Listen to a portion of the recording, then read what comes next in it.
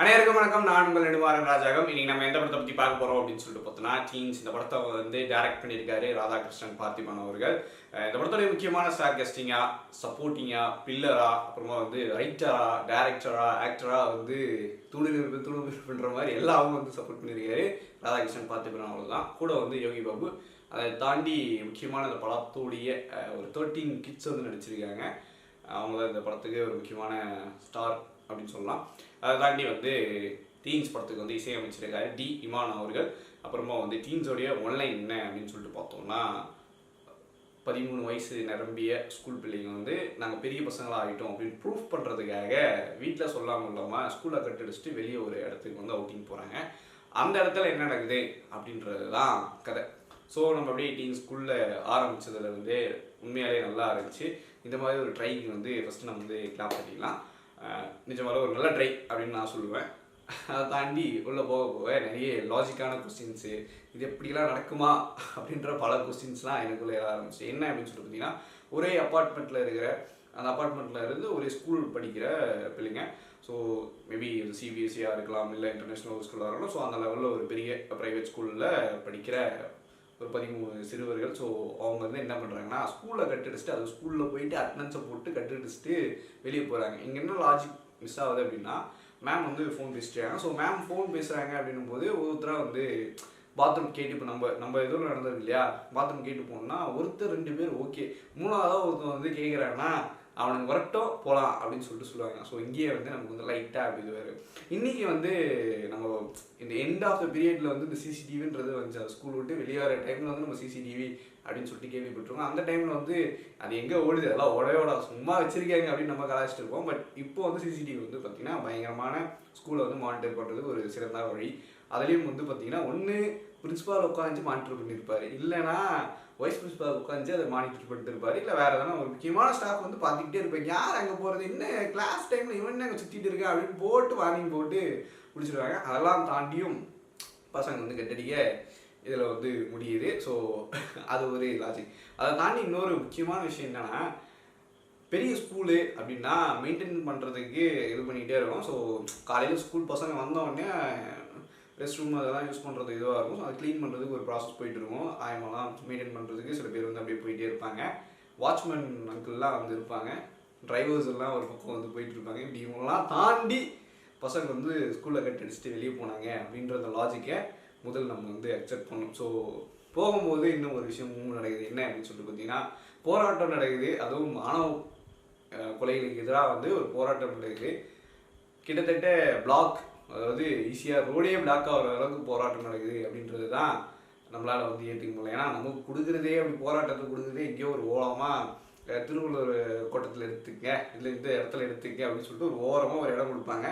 அதுலேயும் வந்து பேரிகேட்டை போட்டு ஃபில் பண்ணி இப்போ சைட்டில் தள்ளி விட்டுருவாங்க. போகிற வர காரெலாம் நம்ம வந்து இது பண்ணிட்டுருப்போம். கொட்டுற வெளியும் இதுதான் அந்த நிலைமை. அவ்வளோ பெரிய போராட்டமாக மாறிச்சா அப்படின்னு கேட்டால் இல்லை. சரி, ஓகே, லாஜிக்கலாக அந்த விஷயத்தை நம்ம பாசிபிள் அப்படின்னு எடுத்துக்கிட்டால் கூட இன்னொரு பக்கம் என்னால் உண்மையை அதை ஏற்றுக்கவே முடியல. என்ன அப்படின்னு சொல்லிட்டு பார்த்தீங்கன்னா, கிட்டத்தட்ட ஒரு 13 பசங்க இருக்காங்க அப்படின்னும் போது ஆட்டோக்காரனை வந்து கேட்பாரு, என்னம்மா இந்த இடத்துல இந்த டைமில் வரீங்களே, எங்கே போகணும் ஏது போகணும்னு சொல்லிட்டு கேட்டு அவராக அதை எடுத்துகிட்டு போயிட்டு விட்டுருவாருன்னு வச்சுக்கோங்களேன் குழந்தைய.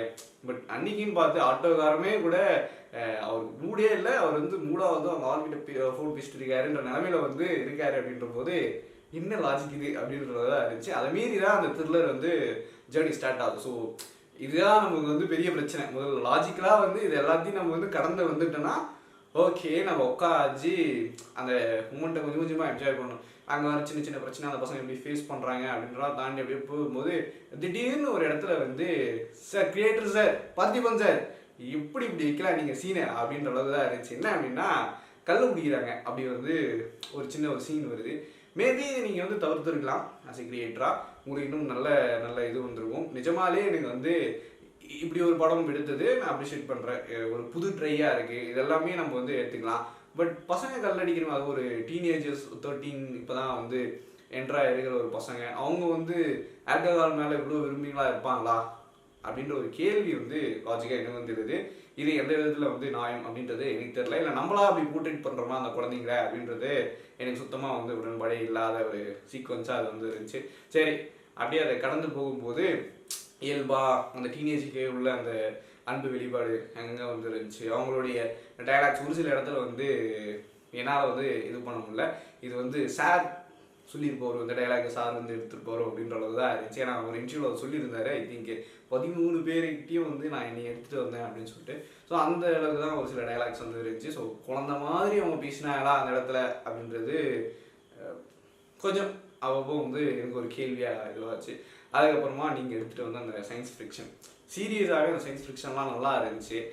அதை இது பண்ணிக்கலாம், ஓகே ஒரு புது ட்ரை இது நல்லா இருக்கே அப்படின்னும் போது இது பண்ணும்போது ஃபஸ்ட்டு எடுத்துகிட்டு போனது உங்களுக்கும் யோகி பாபுக்கும் உள்ள அந்த சீன்ஸுமே பெரிய அளவுக்கு வந்து இம்பேக்டாக இல்லை. யோகி பாபு சார் வர சீனுமே வந்து பெரிய அளவுக்கு ஒரு காமெடி பண்ணுறதுக்கான எந்த ஸ்பேஸுமே இல்லை, வந்துட்டு போகிற மாதிரி இருந்துச்சு. ஒரு சில இடங்களில் விஎஃப்எக்ஸ் கிராஃபிக்ஸ் அதெல்லாம் வந்து கொஞ்சம் கம்மியாக தான் இருந்துச்சு.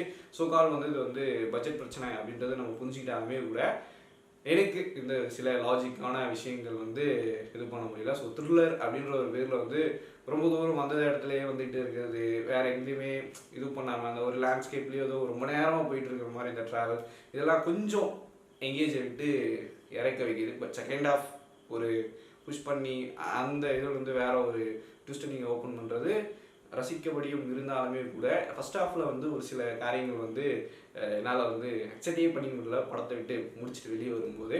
ஸோ அந்தளவு தான் இருந்துச்சு. ஸோ டீன்ஸ் 2 வந்து முடியிற டைம் வந்து வரப்போகுது அப்படின்னு சொல்லியிருக்கீங்க. உண்மையாலே இது வந்து இன்னும் பிரம்மாண்டமாக எடுக்க முடிஞ்சா இல்லைனா உங்களுக்கு ஏற்ற மாதிரி இன்னும் ப்ரொடியூசர்லாம் நிறைய வந்து நல்லா எடுக்க முடிஞ்சா நிஜமாக அப்ரிஷியேட் பண்ணுறேன். இந்த ஏலியன் படம் பார்க்கும்போது நமக்கு சில படங்கள் வந்து ஹாலிவுட் ரெஃபரன்ஸ்லேருந்து அப்படி வந்து போகும். பட் ஏன்னா வந்து கரெக்டாக எந்த படம் அப்படின்னு சொல்லிட்டு கெஸ் பண்ண முடியல. ஸோ அதுதான் இங்கே இருக்கிற ஒரு பிரச்சனையாச்சு. பட் இந்த வாரம் வந்து 2 திரைப்படங்கள், அதாவது ஜூலை 12ஆம் தேதி வந்து இந்த பக்கம் இந்தியன் 2 ரிலீஸ் ஆச்சு, இந்த பக்கம் தீன்ஸ் வந்து ரிலீஸ் ஆகிருக்கு.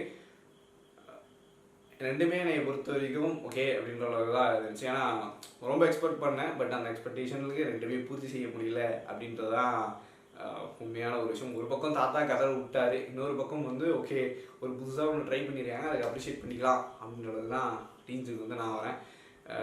நீங்களும் போய் படம் பாருங்கள். உங்களுக்கு இந்த 2 படத்தில் எந்த படம் பிடிச்சிருக்கு அப்படின்ட்டு வந்து கீழே வந்து கமெண்ட்டில் சொல்லுங்கள். இந்த வீடியோ பிடிச்சிச்சுன்னா லைக் பண்ணுங்கள், ஷேர் பண்ணுங்கள், மறக்காமல் வந்து புலிகேசி சேனல் வந்து சப்ஸ்கிரைப் பண்ணுங்கள். நன்றி, டாடா, பாய்.